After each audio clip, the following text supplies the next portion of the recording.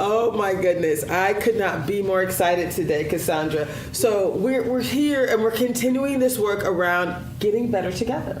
This empowerment and healing series, and today we wanted to do a little bit of a brief recap of some of the highlights from prior sessions. So tell us a little bit about why you even wanted to be a part of this and why this is so important in community. Well, I feel like we, as a community, myself as an individual, have experienced trauma. It could be as early as when I was a little child, and I have developed thought processes and I have developed responses that actually work for me, right? But I'm coming to understand that there is an opportunity for me to impact myself and others with greater effectiveness by looking at what my saboteurs are, identifying them, identifying how they show up in my interactions with people, and identifying how I can show up differently, having a greater impact within my community. I love it. I love it so much. So we're gonna provide a few of the highlights, and then we're gonna have a couple people come in and talk a little bit about where they are associated with this. I see some new people just came in. So this shows some of the highlights, Nathan, from week 1. Happier, wealthier, and wiser. Anybody interested in getting all those things? Hello? Yeah. So we are going to do what? Get better. Thank you very much. Well, the circle breaks down the power dynamics, and we're sitting in a circle. It allows us to be able to identify our own stories and then embrace the stories. Why are we here? Why is it so much better that we do this work together? And I could go scientific, but we're 500% more likely to complete any task when you do it in community. That's why all universities have gone to these cohort models. 500% more likely. Do you want to be 500% more likely to complete your goals? Of course we do. In order for the community to be healed, we first need to heal ourselves, and then we go forth into the world. One is that when you do healing and empowerment work together, you become aware of the shared experiences you have with other humans versus thinking it's only me. Getting stuck is often a result of only dealing with the above ground, visible action level and not the causative level. The visible level is the effect level. And so transformation is about also addressing the cause level. So hence the reason we can loop or stay stuck or be talking about it, have a plan. Together. For you, it might be, I want to improve my business. For you, it might be, I'm a newlywed and I want to make sure this relationship is optimized. For you, right, it might be about your child, right? For you, so we all are going to have different things that we want to get better, different ways we want to get better. We are afraid to share our stories, so we hold them on the inside of us, and we know that what we suppress, what we hold on the inside of us, it oppresses us and ultimately depresses us. And I always say soul work is slow work, and it takes a lot of time. Usually when we think about better, we think about horizontal, forward, linear progress. And so I would like to suggest that better has a new direction, which is upward. So that means elevation. Hello. That means elevation. That means upward. That means vertical. We're in the post-pandemic world. Everybody lost a little something. We've got 13-year-olds who are 11-year-old in their social skills and emotional development because they were in a silo for 2 years and were not interacting with their peers. The American way of life is killing us. We've got to get better at just living in our bodies. We've got to get better at managing our relationships. And we got to stop talking about back in the day because we ain't back in the day. We got to start talking about today. We were just talking about what are some of the reasons that people get stuck. The next question, just so we're all on the same page, is going to be, how do you move out of being stuck into living powerfully? And third, some of the steps that you have taken, because we've all done it, to move to that next level. To 20% of a true change, only 20% of that is through information. 80% is through activation. So it has to be in us doing things differently and us showing up differently. So grief is one of the reasons why we get stuck. Social injustices, which cause people's lives to veer off the cliff. because of systemic injustices on the basis of race, gender, and poverty. So putting women back on their backs, barefoot and pregnant, keeping other people on the other side of the Rio Grande, LGBTQ back in the closet. There's a lot of, right now you're having people who are fighting intentionally to push America back to 1955. But people get stuck because of that. Trauma from their childhood. So when you think about the neuroscience of the brain, and you think about positive psychology and performance science and cognitive behavioral psychology, it's like, how does it work? What can we do? So we all have self-command. We have the power to choose. It's decisions that determine our destiny. Regardless of what's happening around us, we get to decide how I'm going to perceive it. I believe that every situation will work out for my good. Every situation can be turned into a gift and an opportunity. That's positive intelligence. Do an assessment around what gets you stuck. It's those saboteurs, it's those voices in our head. But the fact that we get to choose differently. We get to actually get unstuck. Part of the journey is recognizing that it's about becoming a better conditioner of your mind. And that also means your thoughts. It's not an event. Right. It's an ongoing process, because conditioning, just like if you go to the gym, you go hard for 6 months, you stop for 6 weeks, you will regress.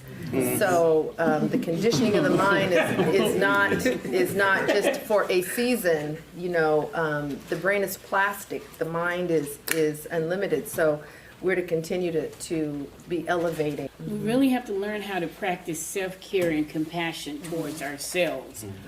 And that actually gives us the strength. We're bombarded with so many things, and structural things, racism, and all the things as Dr. Braxton had alluded to.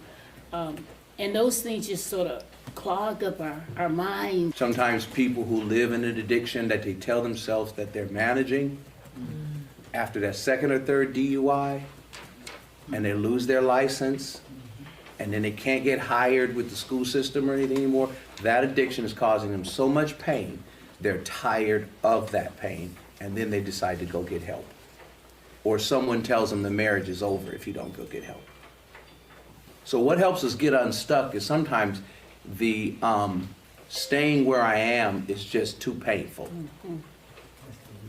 And sometimes the support in people in my life, their continued presence in my life is conditioned upon me moving off the dime. It's not always an epiphany. That's the beginning of getting unstuck, when we stop lying to ourselves. And we all do it. I've done it. And the more educated you are, the more powers and tools of rationalization. Right, exactly.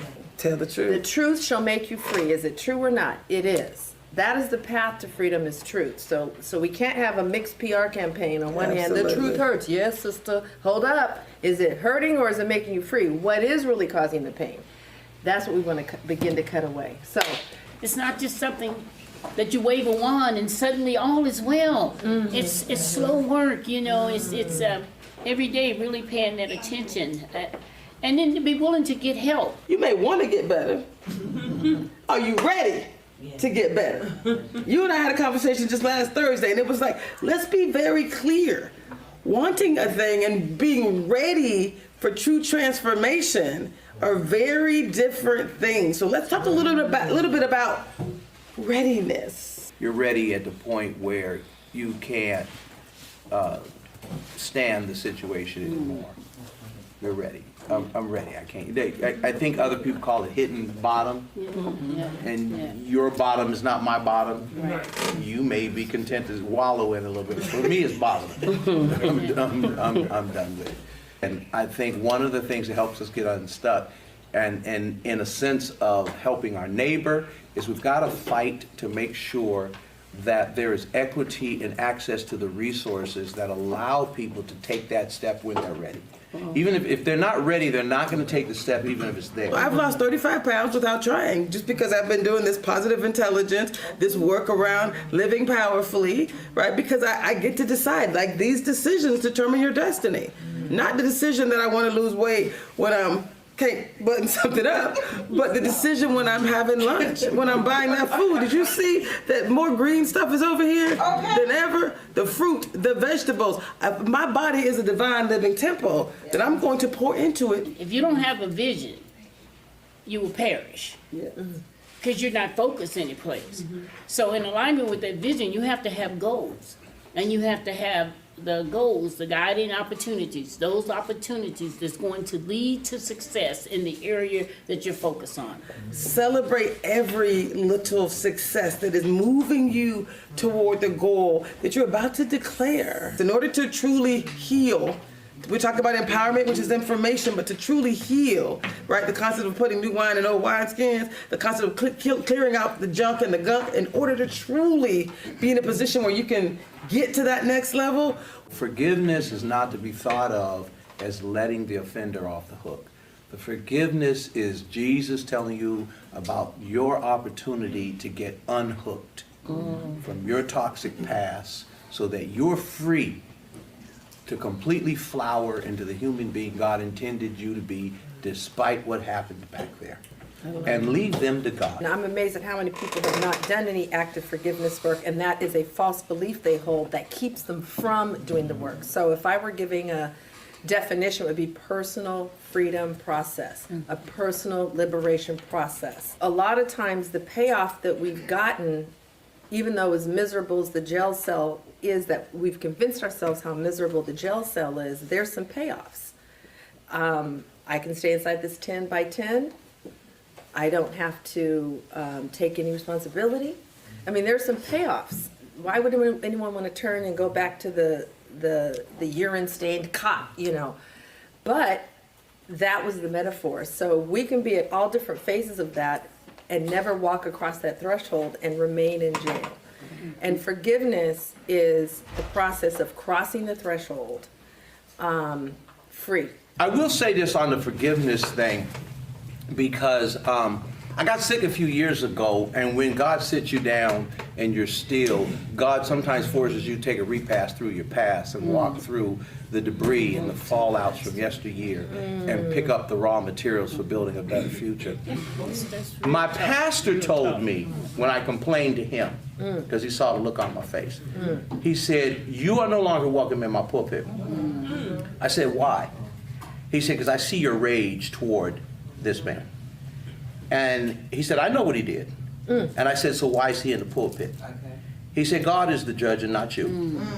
And he said, "You are no longer welcome in my pulpit till you forgive him." Because there's no way you can preach the love of God with that much hate in your heart for that man. Dr. James Carter, president of the National Black MBA Association. You were part of the reason that we got to do this. The mind is a beautiful thing. It can really crush you and crush your spirits if you let it, if you don't control it, if you don't put together the work for the thoughts to help you make it to the next minute and the next hour and the next day. I'm laying in a hospital bed, and my mindset is, am I going to be thought of less of a man because I'm missing a limb? Am I going to be thought of less of a man because I'm missing 2 limbs? And the Lord said, "Hey man, you are so much more than your legs. You didn't become Dr. Carter because you had legs." Let us continue the work together and bring more people with us each week. And we can pack this room out by the end of 6 weeks, because each one just reached one. So thank you. Thank you. Thank you. Y'all, that was so good, right? Yes, it really was. I like when Debrina said, bring new people back. So we have more people here with us. We have a few more people who are going to be joining us, which I'm super excited about. So, Cassandra, first of all, as we talk about highlights, and I'm going to have them introduce themselves and tell us and build on this conversation. But what was the thing that kind of got you most excited about what you just heard from week 1 highlights? And there was a lot. Yes, this is what stuck out for me. Wanting to change and being ready for change are 2 very different things. Say it again, sister. We can want something and not be ready for it. But in that, I think the challenge is, Pastor Braxton was saying that most of the time we change when it's too painful to remain the same. And so my question now is, well, if I don't want to wait until I'm in so much pain that I have to change. I want to be able to change because I'm more self-aware. I'm more aware of how I'm showing up for my community. So that's what has really got my mind churning now. How do I position myself for change even though what I'm doing right now works? And I'm not having any pain, but I recognize that I do have the opportunity to show up even better for my community, for myself. And how can I do that? Yo, you know what I love most about this is when you did your saboteur assessment, you were like, these work for me. This is, I just embrace my whole self. It's where I'm at. It's where I'm at. It is where I am. I love my whole self. I have grown fine and comfortable with the body that I'm in, but I also recognize this is not the end of the story, right? So there's more development, there's improvement, there's always an opportunity to do better, become better. Love it. So these are the highlights and insights, right? And I'm going to have Nathan actually clarify that. This is not the new show. These are the highlights and the insights. We got some new people, new voices that we really want to bring in. We're going to show you some highlights from week 2 as well in just a second. But what I love about that is the awareness factor. So tell us a little bit about this concept. We have 2 new people, and you were here with us last week, and these 2 beautiful ladies are leaning in. So we just watched a recap, and it was talking about readiness. Wanting a thing, really quick. totally. Wanting a thing and being ready. First of all, tell us who you are. Yes, my name is Lenita Hosa. I am a consultant, and I used to run Thursday Thoughts, another podcast. But before I lose my thought, when I was listening to you talk and listening to Pastor Braxton, I thought about the comfort of past pain. So you kind of know what you've already experienced, but that future pain, whether it be like a financial burden or maybe not being able to show up the way you want to in your workspace, that unknown pain, that can really be a deep part of the journey that having a good circle and network can make sure that you can endeavor that positively in the future. But that's something I really heard is may make you feel nervous about jumping into uncharted territory that you need to claim for yourself. I love that. I love it, love it, love it. So again, being ready, wanting a change is not quite the same as being ready for change. You watched a lot of people in here over the last couple of weeks get ready. And these are the highlights, right? These are the, Nathan, be sure you put a note here for us so that we're clear. These are the highlights. These are some of the insights. What were your insights in being in a room full of individuals who are ready for change, who are getting ready for change? Personally, I was so far into my own head checking myself out Really? while I was going through this, and recognizing the fact that I have known that I needed change for a long time. The analysis for me wasn't new. The procrastination and the not doing it and actually making the change is where my glitch is. So going into the saboteurs, that was helpful for me because it deals with the glitches I have in my own personality, being stuck in the way I think things should go, communicating in ways that I think are understandable to other people, but they're not really catching up with you. And so you've left them, and then you can't figure out why they don't agree with what you said. Unlike most of the people that are being set up here who are consultants dealing with the issues, I'm a patient. I'm here absorbing what is the gong you played.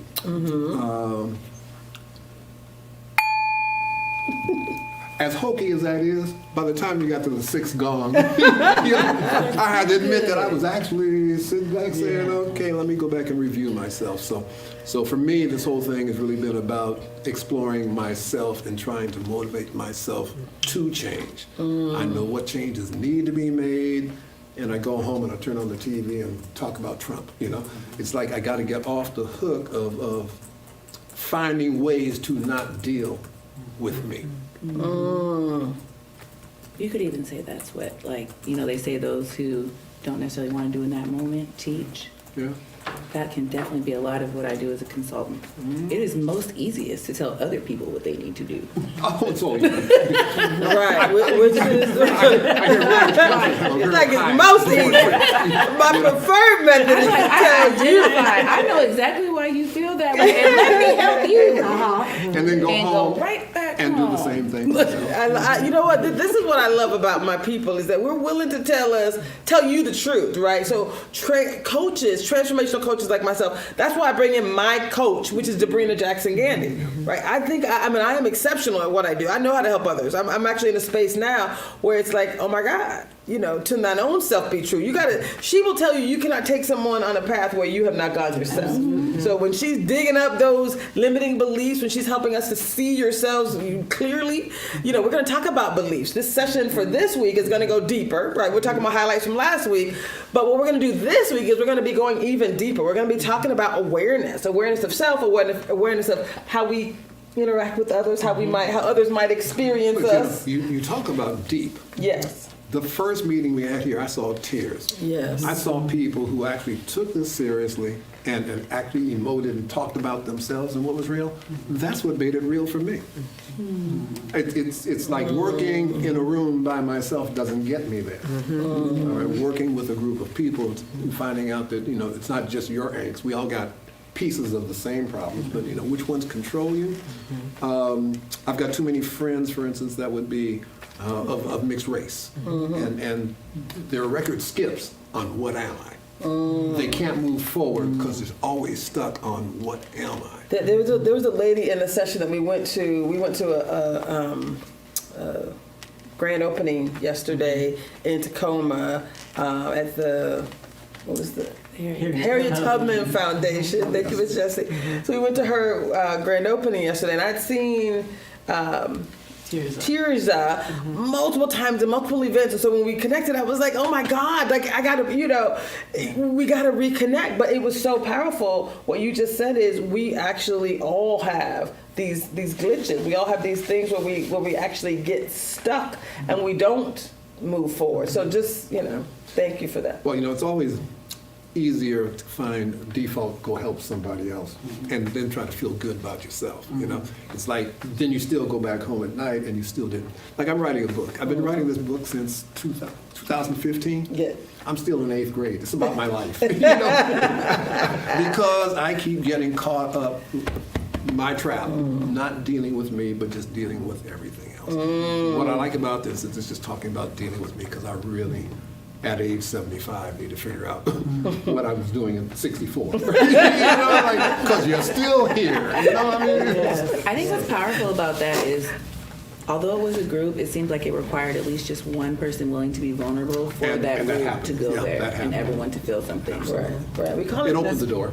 Yes, it's contagion. The sage contagion, just like your saboteurs can cause contagion and other people's saboteurs, right? All the negative. But your sage, that beautiful positive energy, is also very contagious as well. And so you're right, it does build and allow us to go deeper. Yeah, that's what I was talking about. A lot of times we have the fear, the self-sabotaging. So we want to go, getting ready to go, and don't go because we self-sabotage a lot.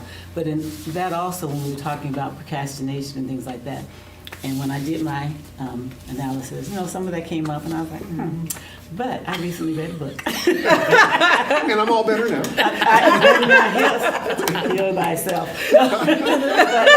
The book was not how, not who, but how. So it's like looking for the next person, or is it who, not how, one of the two. But it basically says that, like this, better together. If you just need the next person that can help you get to that next level. So it's not always, we only have what we have. Like the other day, I used to say that I wasn't tech savvy until one person showed it. And I said to a lot of people. Why do you keep saying somebody? Nobody.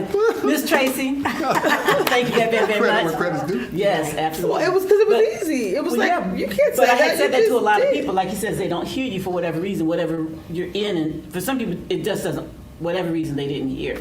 But I really was saying that because I really needed help. And all it's that one person that comes around. So it's not how, but the who. So it's the who, that person that comes. Who do you need that will come and help you? And as you're saying, when people begin to open up, it took one person for the tear to drop. Everybody else wanted to drop a tear, but nobody would until that one person did it.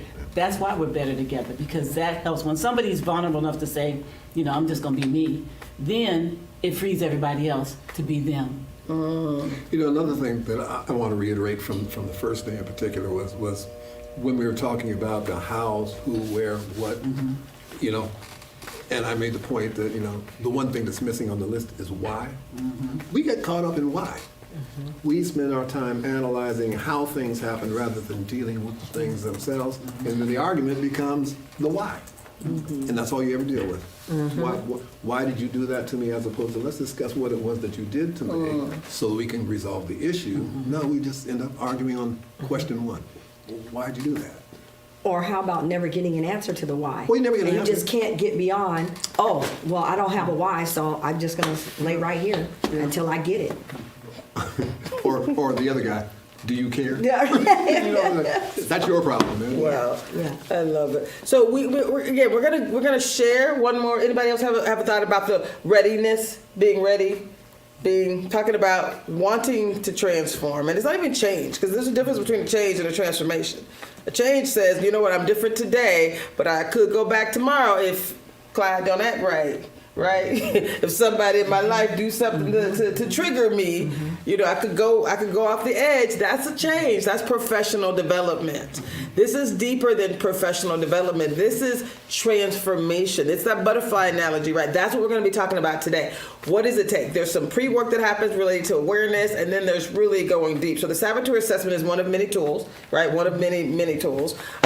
So that allows us to really transform both as individuals and as leaders. So we're going to share another quick clip, a quick highlight from week 2 of getting better together, getting healthier, getting happier, getting wealthier, and getting wiser. So much better when we do this work together. This is the Getting Better Together Empowerment Series. This is also about us living powerfully. This is the Living Powerfully experience. Monday is where you take that full tank of gas that hopefully you got in service, combined with how you refuel yourself through your own meditative and rituals for self-care. Because it's not all, there's a connection between the body and the soul. You not only need worship on Sunday. Healing is important because we're all on a journey. And I think the journey for all of us is to be healed and to be made whole. And if I could just step back for a moment, it's about us reclaiming our authentic selves. It's about finding a space to meditate,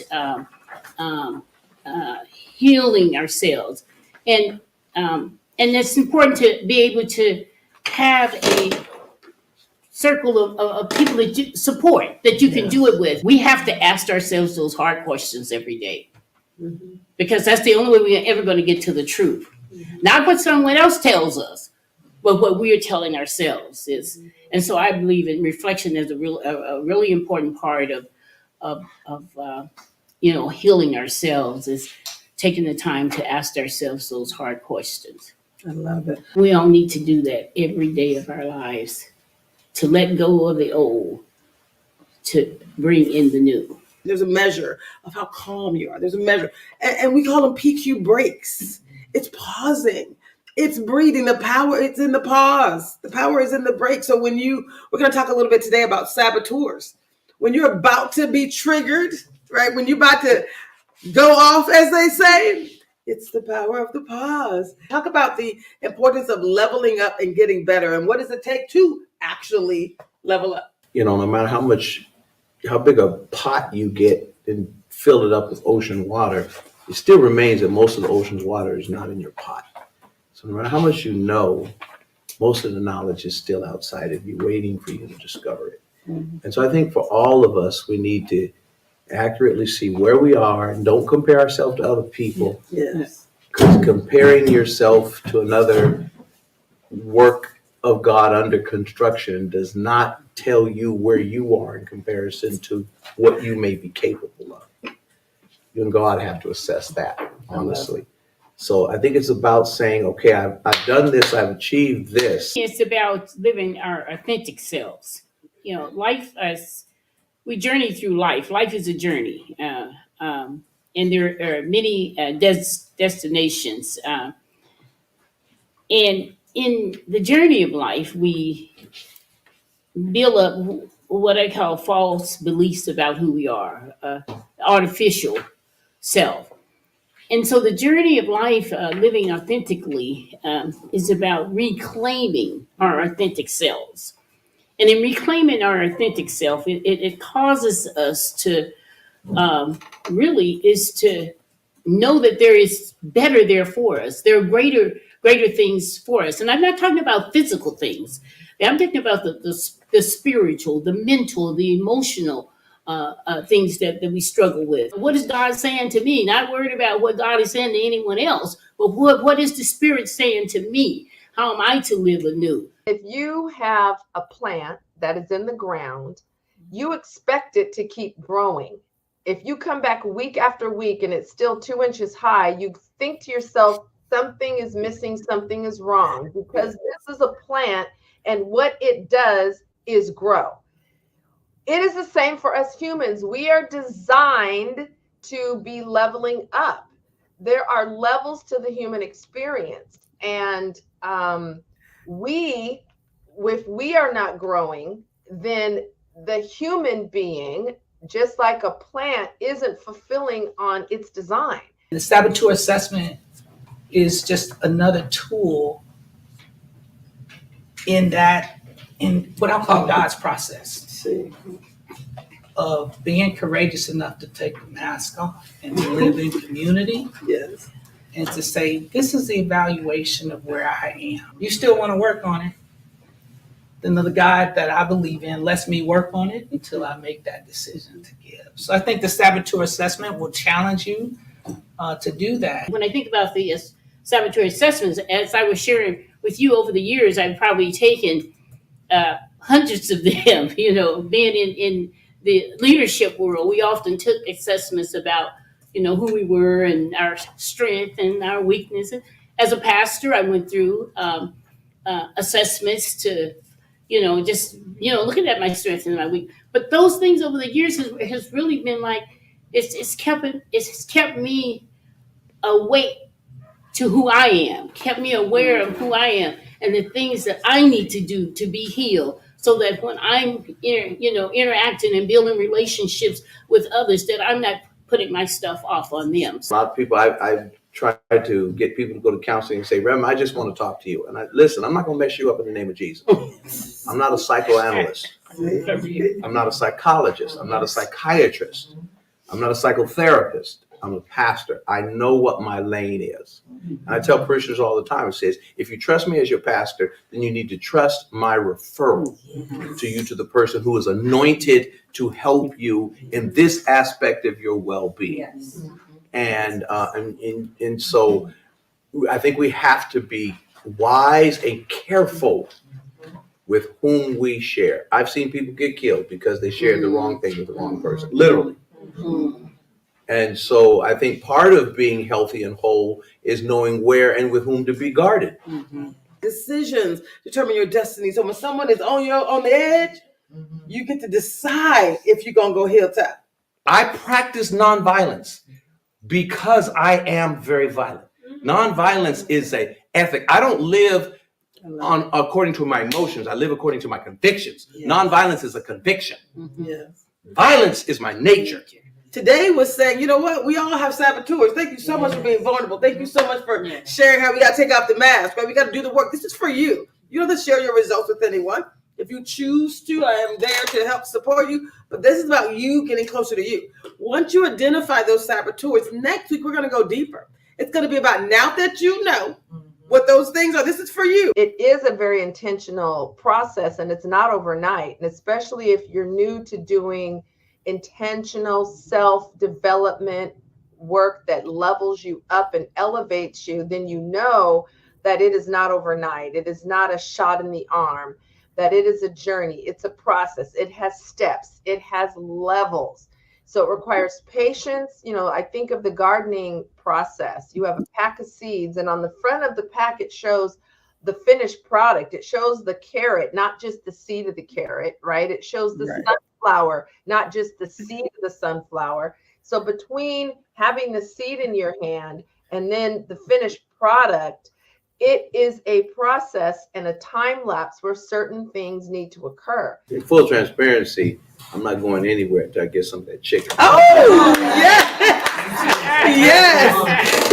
take And our I place. love the fact that you put fruits and vegetables around it as if to suggest it eradicates the calories in the fried chicken.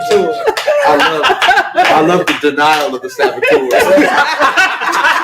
I was thinking about the Savior, because one assessment I did way back early in my ministry life is that I was a savior, and that's pretty wowing, and that's a very dangerous place to be, because it is really, but I felt like I was, like in my family, I felt like I was the savior, and so I carried that forward. It's so amazing how, but in doing the deep work of reflection and, reclaiming, my true self, my authentic self, it's helped me to embrace that, but also to know when to let go and when to not take on, and being able to step away. So I feel so much healthier because of that. I'm looking to smile. Y'all give them a round of applause.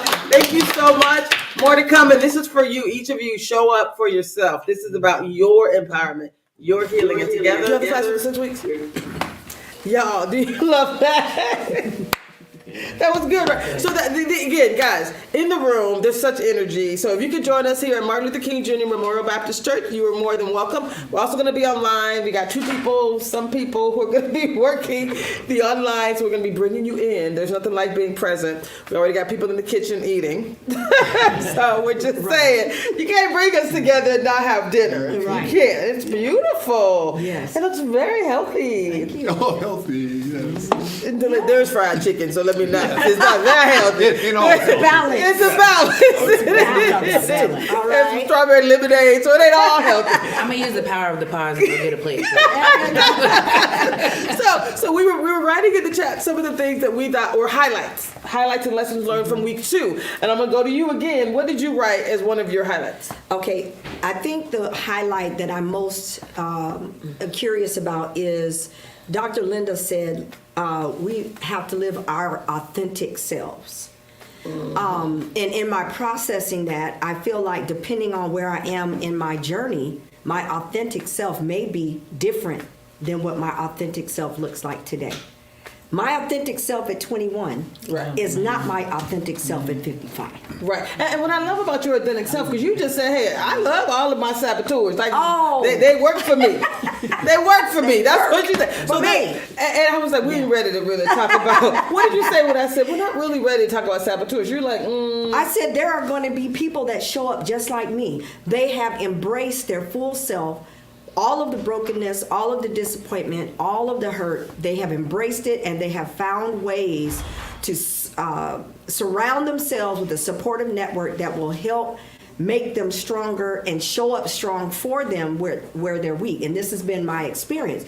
I know my weaknesses. However, there are people around me who are not weak in the same areas, and that is a very strategic collaboration, a very strategic partnership. So now the question becomes, okay, I don't want these folks to be a crutch. So how do I become stronger in these areas, and how do I challenge my own existence to become better for myself, for my family, for my community?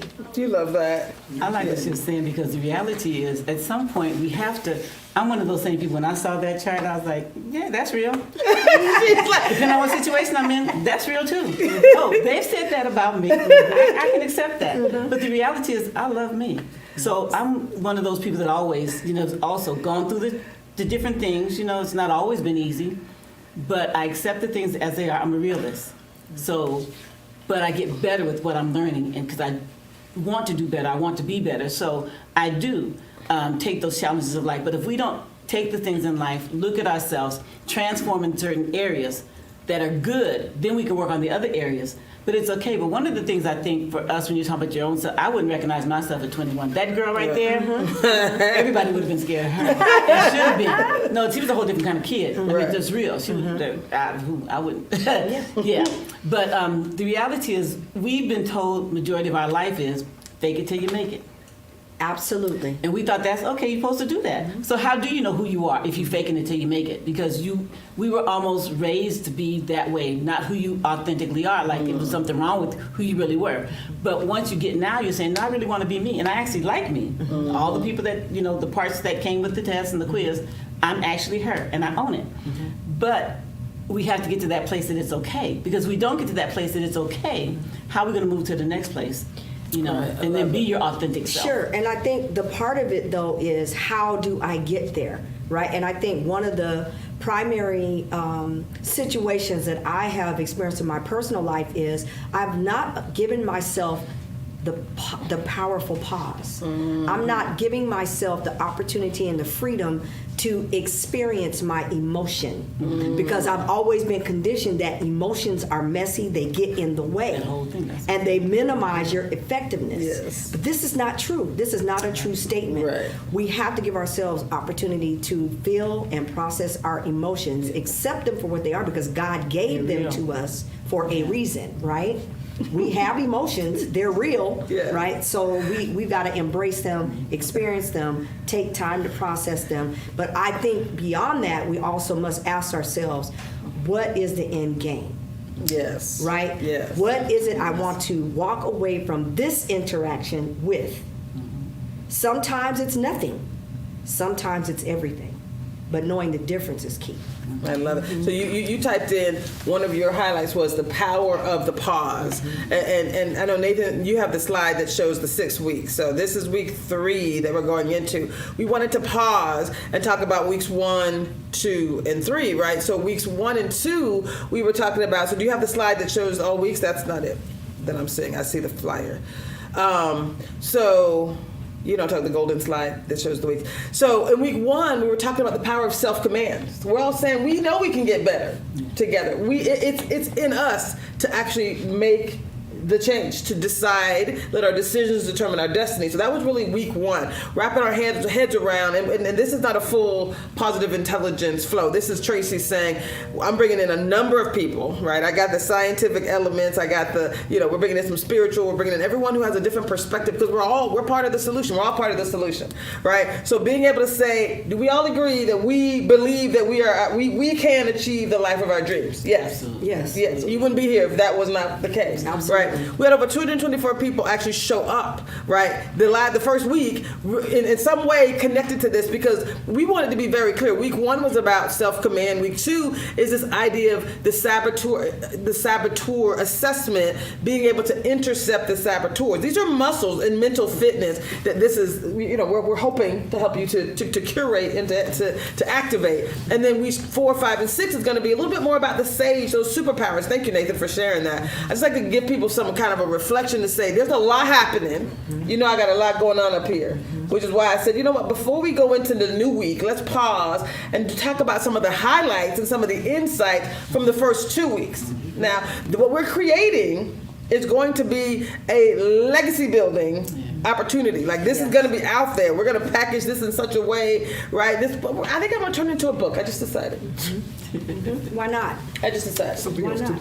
Something else to do. It's actually all, right, we got AI, we're going to work it out, we're going to turn these video transcripts into something I already got, right? So we've been doing this work around the Better Together Empowerment series, but the videos are so easy for people to digest because you see real people talking about real things. So let's talk a little bit about the power of the pause. We said that is scientifically proven to help us to choose differently.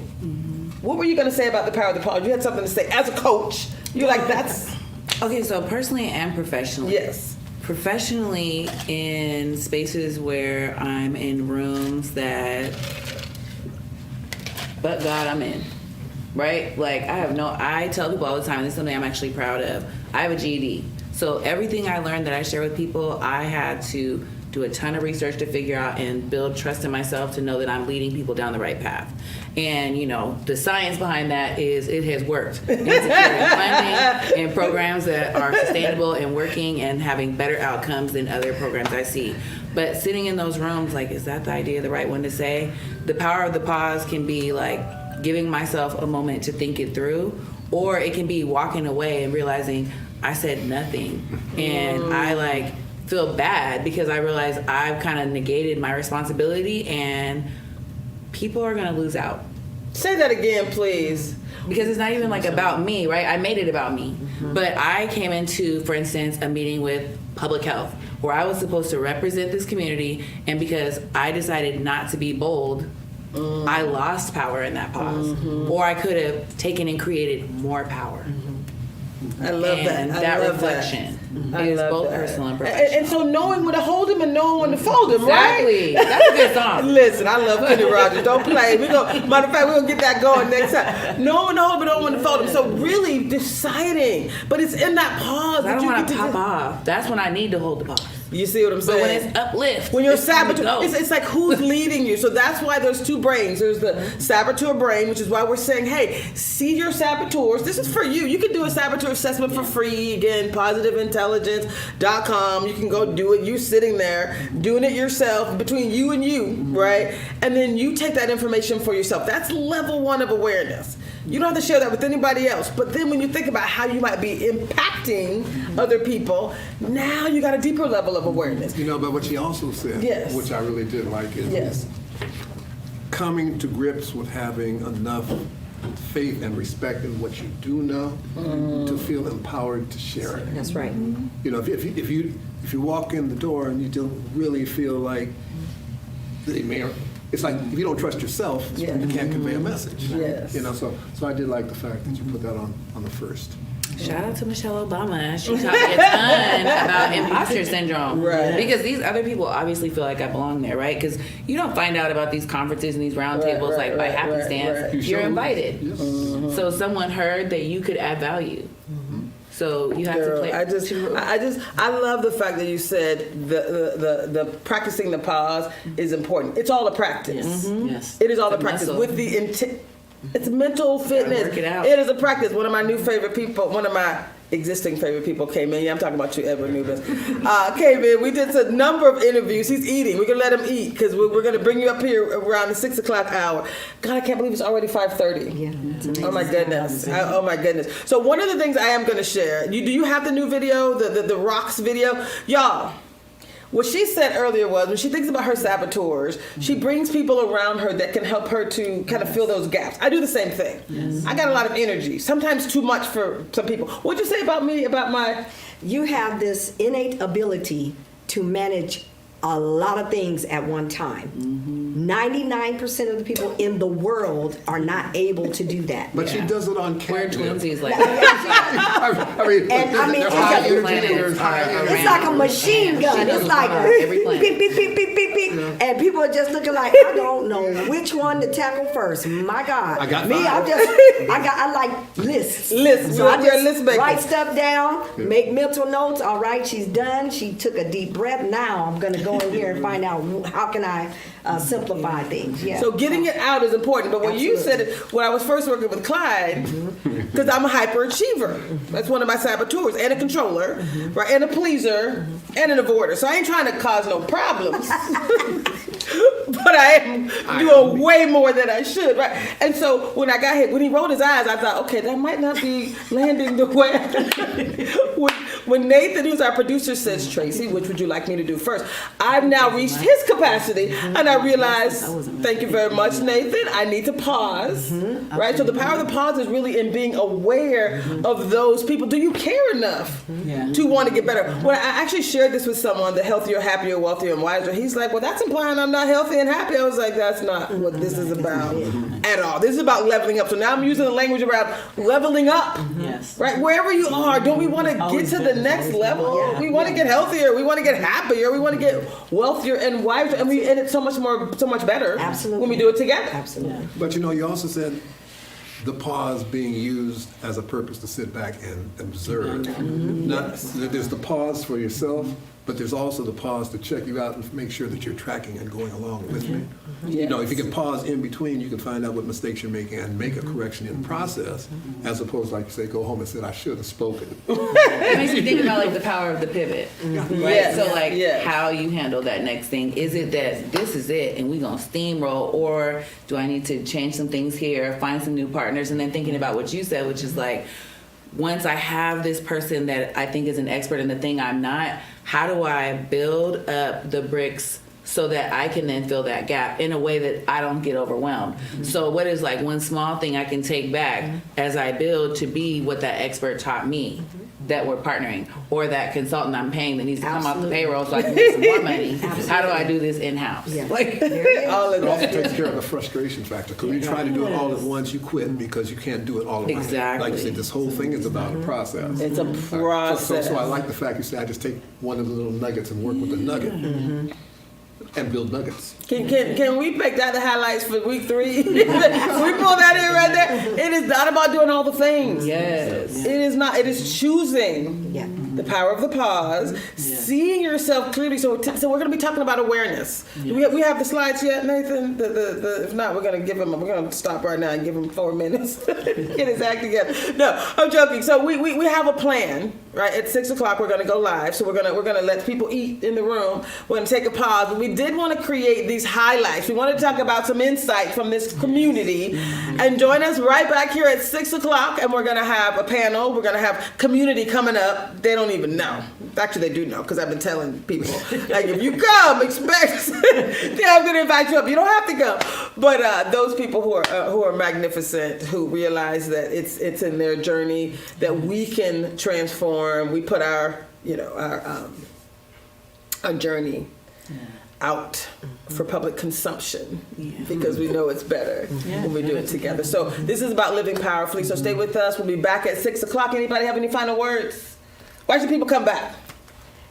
Come back, because even though you fill a pot with ocean water, most of the ocean water still remains outside of the pot. And I understood that when he said it. Absolutely. Did you? I And I thought it love was it. like, and that's the reality. Yes, we're doing a small part, small steps, and sometimes we look at something, we think it's all encompassed, Right. but it's not. It's not. There's so much more, and we can deal with this part, and then deal with the next So part good. later. But it was good. It was good. We got to package this in a way. So this is the conversation that we're having. So when I talk about empowerment and healing, this should be our new normal. Why isn't empowerment? Why is it success? Why isn't this our new normal? So it is. We've decided. Allowing us to be So our where true can I go selves. take some time to feed Yes. ourselves? But that means that we will have the nuggets to feed you all. Ooh, That's it. we'll be back, y'all. Thank you so much. Yes, come on back.